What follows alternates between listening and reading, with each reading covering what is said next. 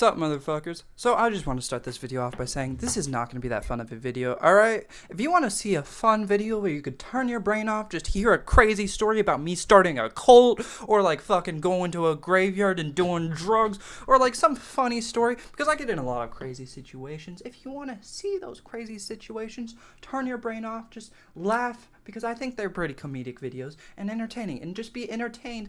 Just turn your brain off, receive the dopamine, and have a good time. Watch my other videos. That's okay. But I'm just giving you a warning. This video is not like that. So if you're sensitive to issues like child abuse, animal abuse, and just a lot of stuff like that, drug issues, hey man, that's okay. You don't have to watch that video. You don't have to watch this video. No worries. I understand.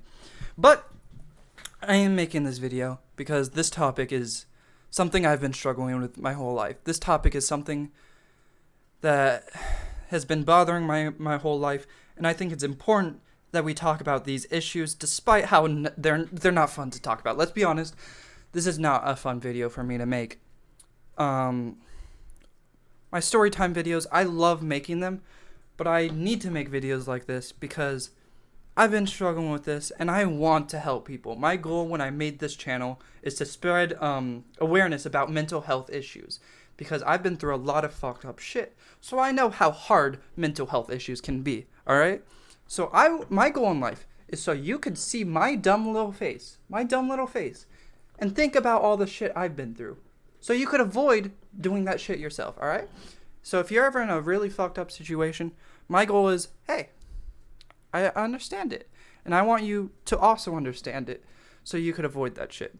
Because I've been through all that, and I've also coped with it in the worst ways possible. And I'm gonna tell you, hey, if you're going through that, don't do drugs, don't repeat the cycle of abuse, and I'm gonna try to attempt to give you good ways to cope with it, healthy ways to deal with your problems instead of the unhealthy ways that I did.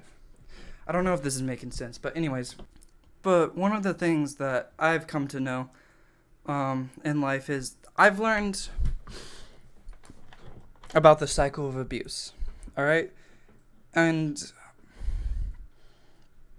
it's really, really fucking hard to stop that cycle of abuse. And I'm going to tell you a story on how I was repeating the cycle of abuse and how I learned to stop, in an attempt for you guys to understand why the cycle of abuse exists and why it is so easy to repeat. Because let's be honest, abusing people is easier. It's easier to abuse drugs and avoid your problems. It's easier to abuse your child than to raise them in a healthy way. And that might sound fucked up for mentally stable people, but it's something I've come to learn. Now, what do I mean by that? Let me give you an example. And this is where the fucked up shit begins. So if you don't want to hear about fucked up shit, click off this video. We're going to talk about animal abuse real quick, alright? So when I was a kid, my family had 3 dogs. And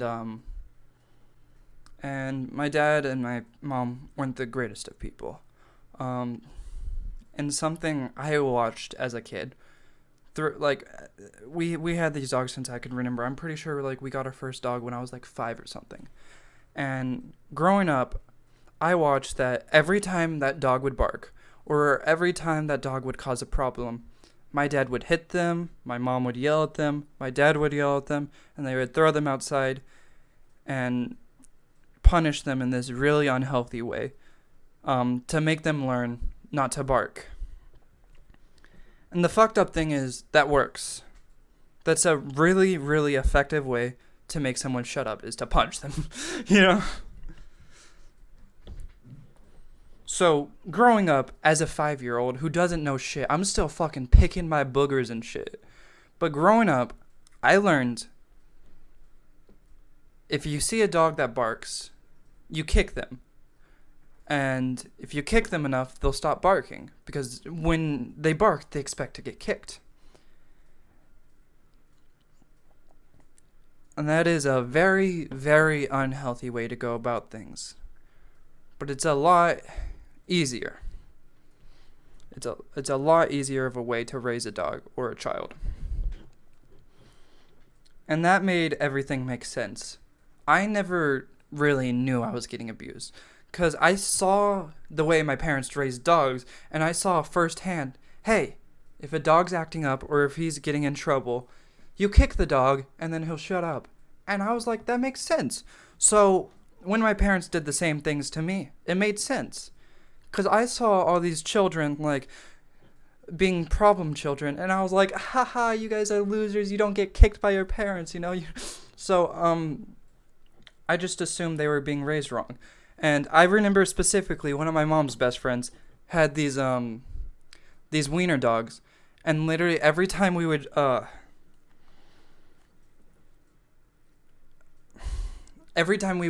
go over to their house, they would nonstop be barking and like climbing on people and stuff. And in order to stop them from barking, they would give them food, you know? They would reward them. And my parents told me, I remember this specifically, my parents told me the reason they keep barking is because every time they bark, instead of like telling them not to bark and teaching them how to shut up, they reward them, you know? So they give them food to shut them up. So then now they associate barking with food. So they'll continue to bark. So then my parents taught me at a very young age.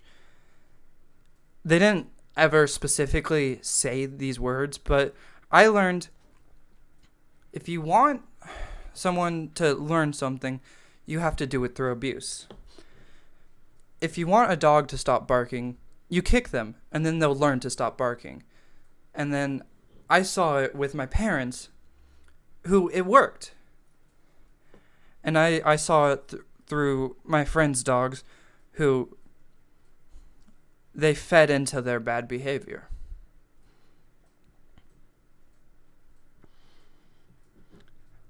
And the reason I talk about this is I want to talk about the really, really uncomfortable fact that abuse is easier. And also I want to talk about the fact that as a young child, I learned how to abuse people. I was raised to think that this abusing, this method where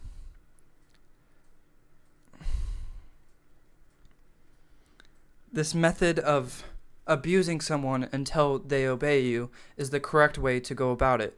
And the fucked up thing is, it works to an extent. I'll talk about the bad things that happened with the abuse, but it does work. Like, if you want quick effects, abuse is a really, really easy way to raise a dog. Like, if you want your dog to shut up, kick it, and then it's fucked up, but it does work. So, as a child, you hear all these things from your only role model.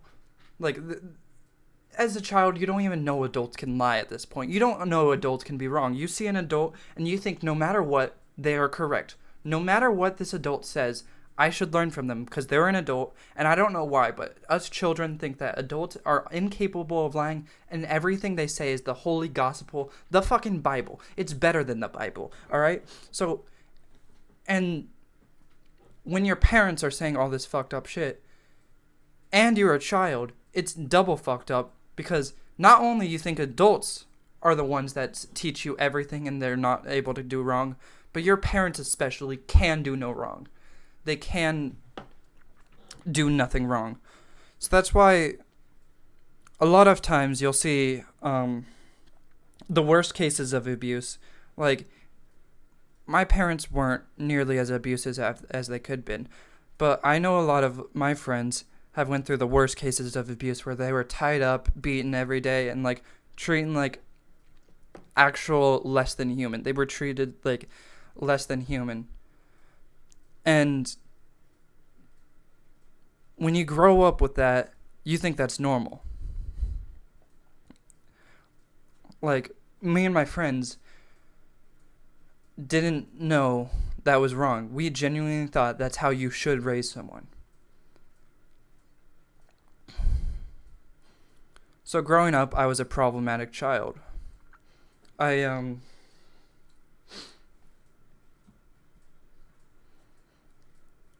hate it. It really, really bothers me to this day. But growing up, and learning all of this, I understand why I did this, but as a child, I repeated my parents' actions.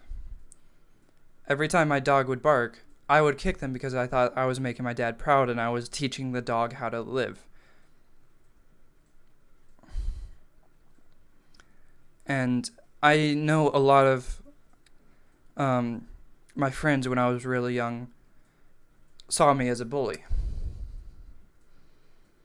I have this really, really good buddy now who,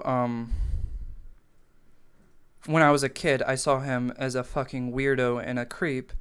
And because my parents hate that stuff, when I tried to do the things that he did, like when I played like excessive amounts of video games or when I drank soda, my parents would yell at me and call me fat and say I'm ruining my life and hit me and stuff.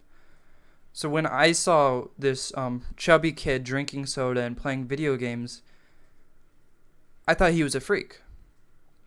And now that I've befriended him, I feel really, really bad because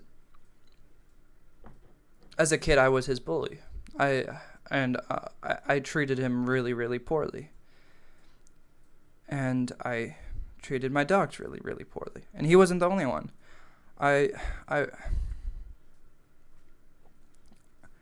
there was multiple people where I was a really, really bad friend to, and I was a violent kid, because of the cycle of abuse. And I've treated a lot of people really, really poorly. And I hate myself for that,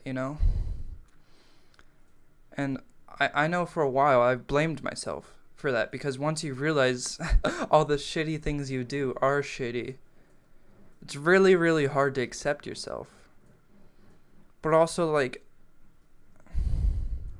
it's hard because, like, can you blame me? That's how I was raised to, like, I genuinely thought, like, when I was helping this person, or when I was, like, hitting this person, calling him, like, a freak or something, that's how it was supposed to be, I thought, I don't know, I think my fucking messed up brain thought that was the right way to do things, And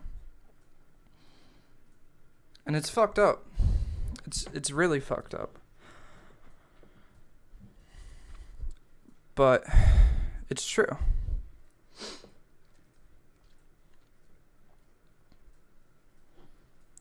And it's also really, really hard because a lot of people don't grow out of that. A lot of the people I've dated have had similar pasts as me, has had similar situations as me, but they don't realize that that's wrong. And if you see someone in that situation, or if you are someone in that situation, I just want you to understand these things so you could either, like, learn from my mistakes, or you could teach someone or tell someone the right way to deal with things, because something I've noticed is most people don't think they're abusive. Like, I don't think really anyone wants to be a bad person. I mean, there are a few people, but, like, I feel like most people I've met that are really shitty people and are really abusive think they're good people, and or they don't realize what they're doing is bad until they grow up, and when they are in that cycle of abuse, they don't know how to stop. And I think that's something a lot of us do realize. A lot of us understand that a lot of bullies do bully people for a reason, A lot of us understand that sometimes bullies are the people that need help the most. A quote that I live by is, sometimes the people that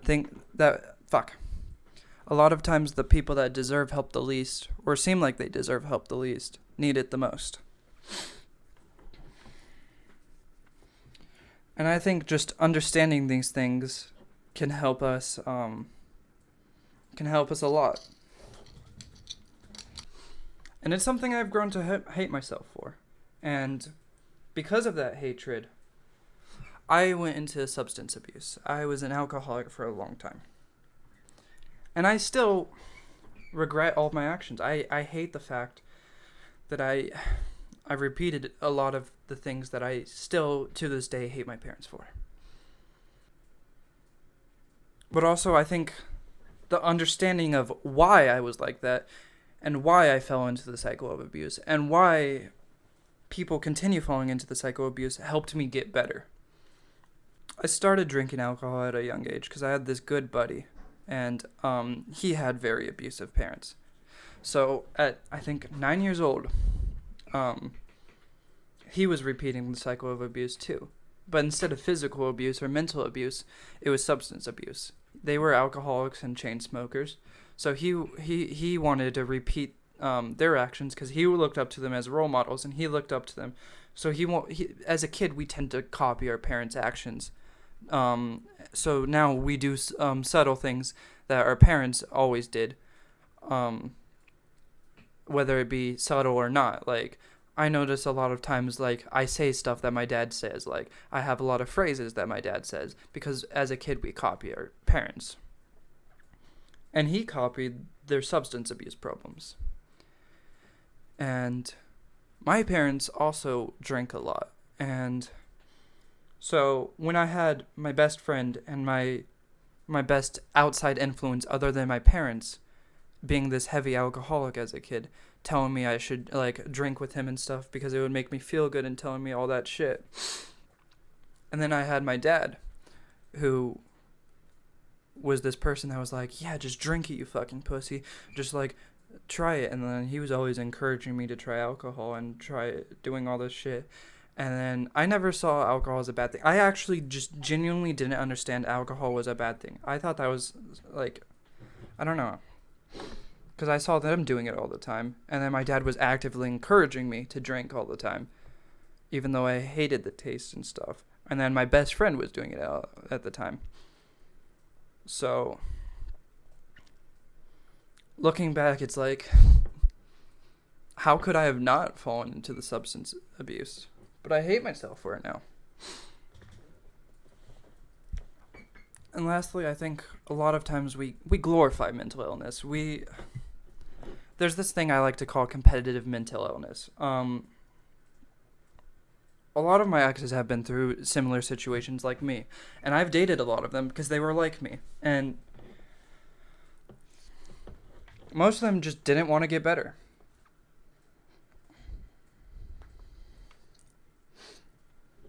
And for the longest time, I was under this illusion that people only liked me because of, I was under this illusion that people only liked me because of my problems. That no one genuinely cared for me. People were only friends with me because they were scared that I would do something stupid, you know? They wanted to fix me, you know? And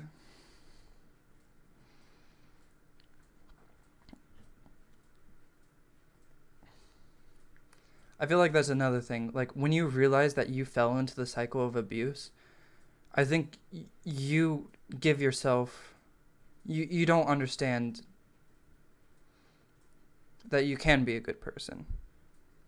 You hate yourself, and for a while I started this destructive thinking pattern where people only dated me because they felt bad for me, you know? And that's not true.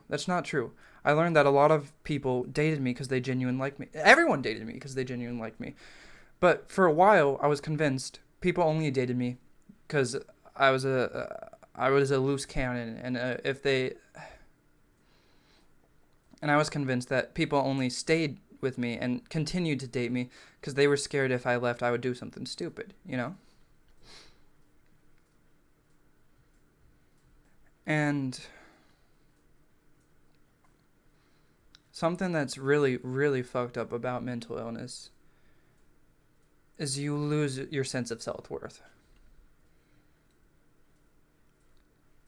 So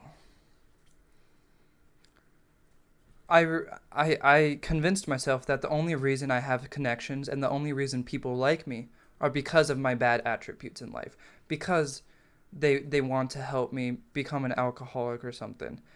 And that kind of convinced me that I have no good attributes, and the only reason people like me is because of the bad shit. So I encouraged myself to do more and more bad shit. Instead of just being an alcoholic, I started doing drugs because I wanted people to feel bad for me, because I felt like that's the only way I would connect with people.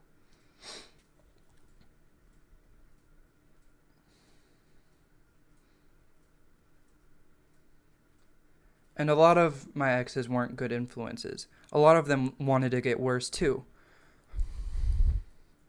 I had this one guy that I dated that made fun of mentally stable people and said how he hates them, and like would actively encourage me to get worse with him and do all these drugs and all that stuff. And he liked getting worse, and I liked getting worse too, because getting worse is easier. Abuse is easier. Falling into substances, you distract yourself with fake pain, I think. And that's why self-harm is such a thing. Because this fake pain allows you to avoid the real pain you're going through. And what do I mean by fake pain? Something as addicting as the good effects of drugs is sometimes the bad effects of drugs. You're so focused on your hangovers from drinking all night. You're so focused on your drug withdrawals, and you're so focused on all that shit, or at least for me, I was, that I didn't mind the hangovers and drug withdrawals, because going to the hospital was nice, because I didn't have to think. I didn't have to face my problems. I didn't have to get therapy and realize the shit I'm doing is bad and actually improve myself. I was a lost cause.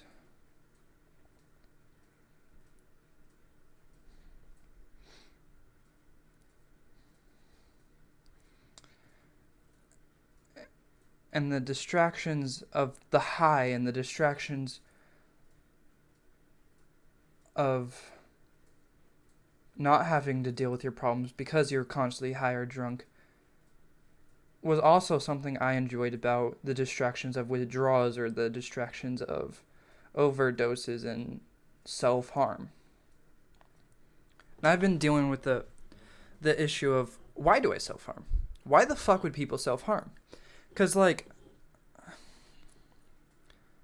a lot of people, like, ask me, why the fuck would you harm yourself? Why would you cut yourself? And I would be like, I don't fucking know.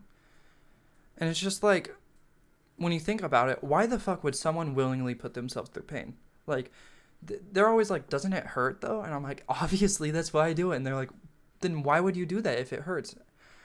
And I think, for me, a lot of the pain is relief, you know? But also what I've noticed is, like, so a lot of times in the mental health community, you know the phrase, the rich get richer. A lot of times in the mental health community, the mentally unstable get more mentally unstable. And I'm sorry, I don't have a complete narrative. I don't have, like, all my thoughts construed together, but these are things that I've done and these are things that I've noticed, and I just want to put these ideas out there so you guys can have a better understanding of why we do these things. Why people continue to fuck up their lives even though they know they're fucking up their lives. So I think what I've concluded is that abuse is a shortcut. Abusing a child or an animal will temporarily fix your problems. And drug abuse will temporarily fix your problems. For a while, when you get high, everything seems okay. But it also makes everything much, much worse. If you're an abuser, You will get a temporary fix from hitting someone and feeling more powerful. You will temporarily feel like a better person when you're doing the abuse. When you're bullying someone or abusing drugs or any of that stuff, there's a temporary fix you get where for that moment you're in control. You're happy. And you don't have to deal with your problems. But when you're alone with yourself, when you're sober, just alone with your thoughts, it's much, much worse than anything else. And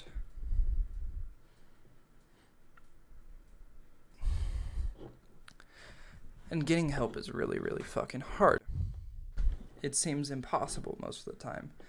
And putting in that work to be mentally healthy is fucking hard. Therapy is fucking hard. Getting better is fucking hard. And putting in all of that work for the promise of being normal is fucking hard.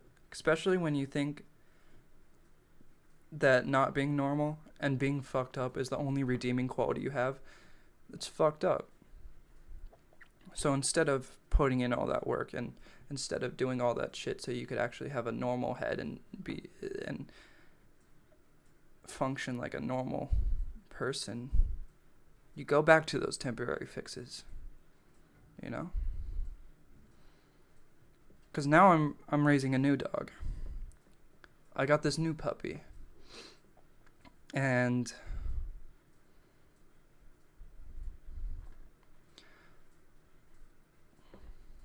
she's just like, I think she's 20 weeks old. She's very new, but she barks all the time.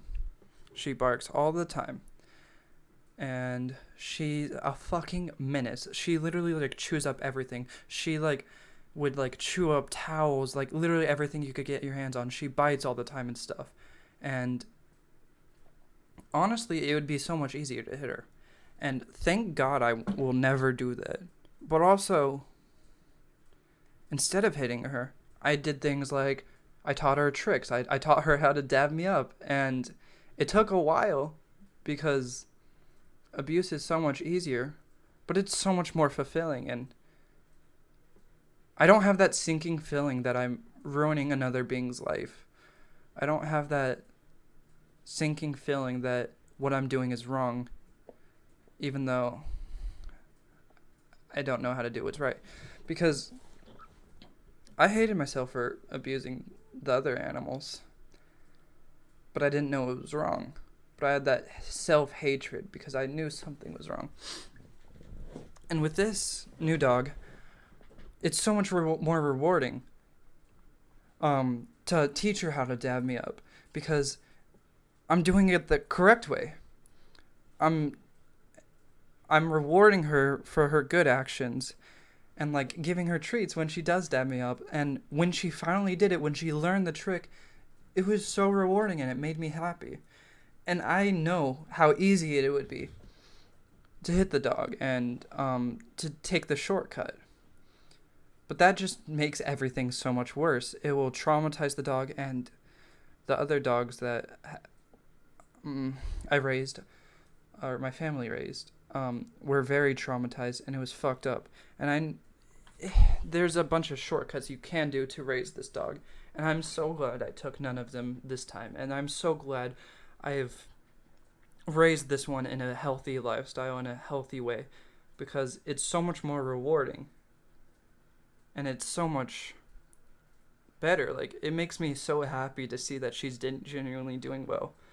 Like, the fact that I didn't fuck this one up, the fact that I didn't take any shortcuts this time, is genuinely really rewarding. And it, like, seeing my dog, like, slowly learn not to bark and not doing it in an abusive way is genuinely, like, it brings me pure happiness, and it genuinely, like, is amazing. It's an amazing feeling, and I love it so much. And I'm so glad that I did this. So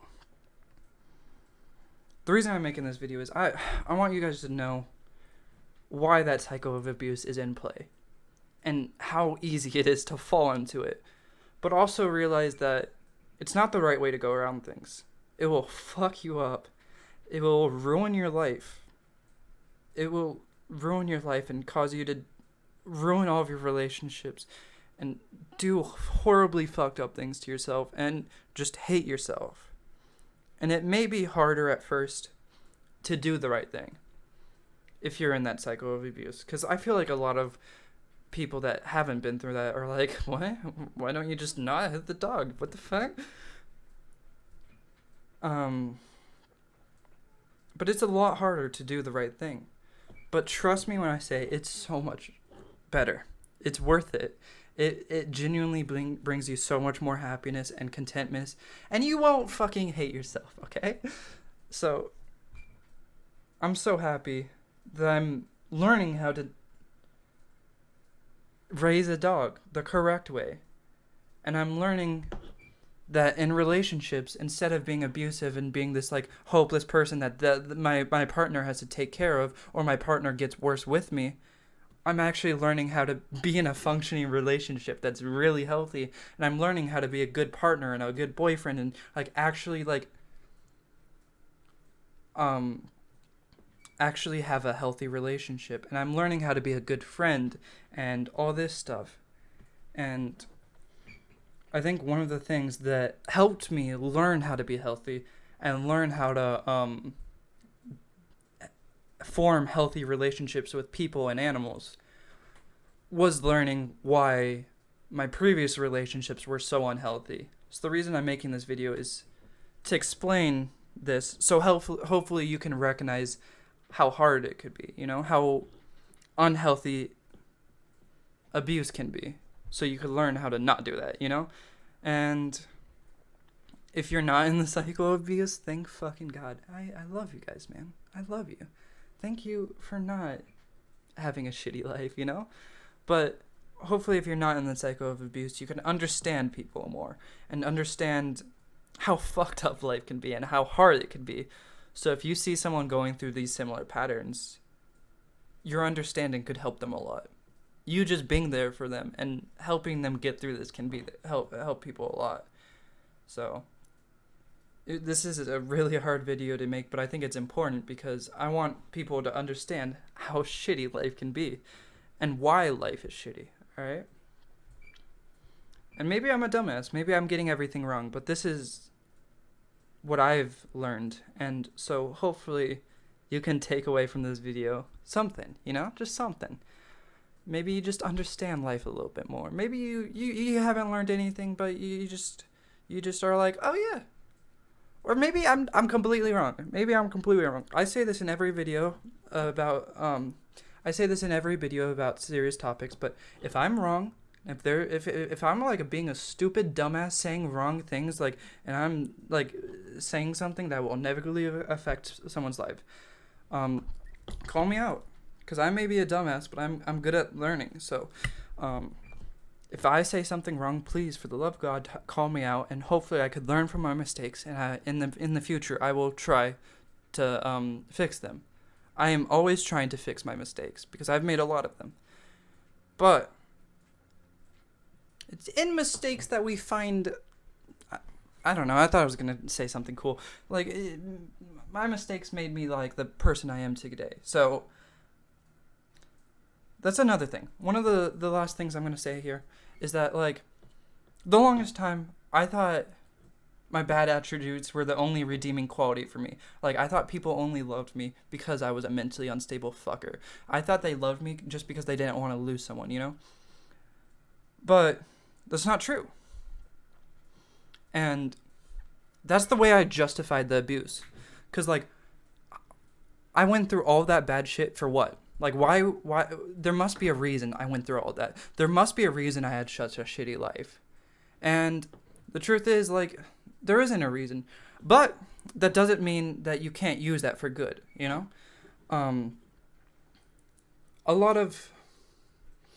I've had a lot of mentally unstable friends, and just being able to relate to them and being able to understand them has helped them a lot, And I've realized that, like, all this fucked up shit I went through isn't there for a reason, But I could use that fucked up shit to help others, you know? And that's why I tried to make this YouTube channel and try to make videos like this. Because, let's be honest, I'd rather make storytime videos where it's all fun and happy. And I'm like, hey guys, here's some fucked up shit I went through.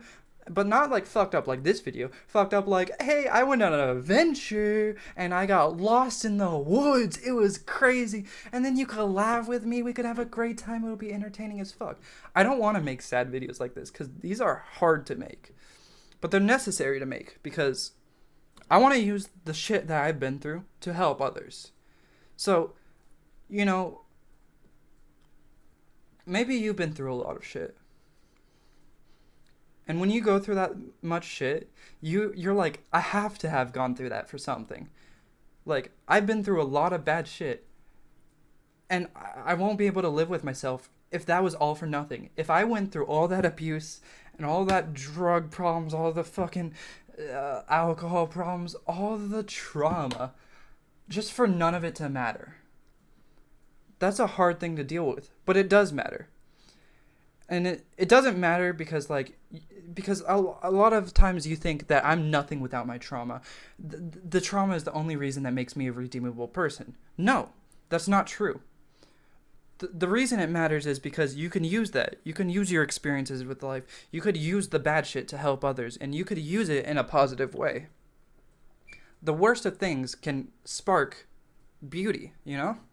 So if you're going through trauma, don't go into that cycle of abuse where you think that's my only like redeeming quality is my trauma, and that's the only reason people like me. All that shit. If you're going through that, don't think that. You could use it for beautiful things. You could help people. Sometimes your homie's going through it rough, and since you've been through it rough, you've been through that, you could help your homie out. You don't even have to say anything. You could just be like, I understand what you're going through. And that helps a ton. You don't know how much that could change someone's life. So just know, if you're going through some shit, it's not for nothing. It's not for nothing. You could use that to create beautiful things. I just want to tell you that, all right? I just want to tell you, even the worst situations can spark good. So if you feel hopeless, if you feel like you're going through it rough, if you feel like everything's shit right now, it doesn't have to be. You could use this to make beautiful, beautiful things. I just want to tell you that, all right? Thank you guys for watching.